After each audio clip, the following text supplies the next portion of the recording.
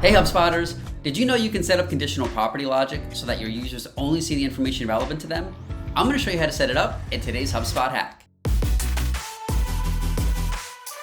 So first thing I want to mention is that this is a professional or enterprise feature only, so make sure you have those hubs before trying to set this up in HubSpot, because if you don't, you're obviously not going to be able to do so. But if you have professional enterprise and you're ready to go, let's get started. So we're looking at a company here called Strategic Orthopedics, and we have properties here called practice type and practice specialty. So this example I'm going to be giving you are for doctor's offices, but this conditional property logic can work for a wide range of applications. So for Strategic Orthopedics, practice type here, we see some other options like primary care, specialty care, mental health, but obviously this isn't orthopedics, so we'll select orthopedics.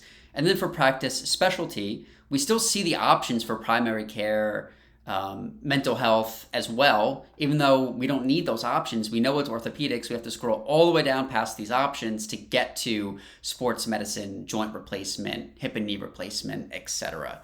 So let's set it up so that your users only see the relevant information to them.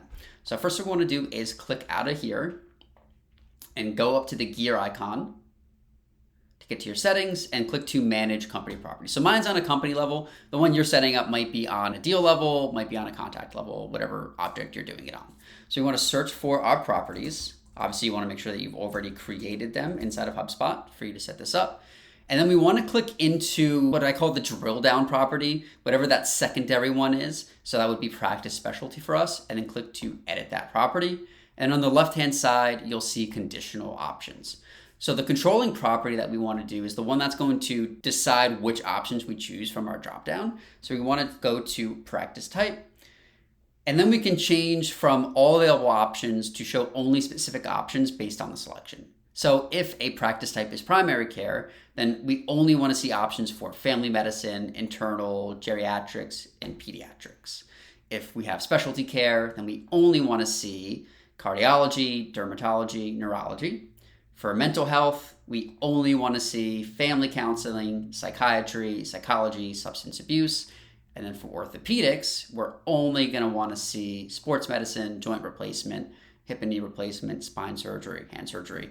These are just a couple of examples. So we'll click to save this conditional property logic, and then we'll go back to our company, Strategic Orthopedics.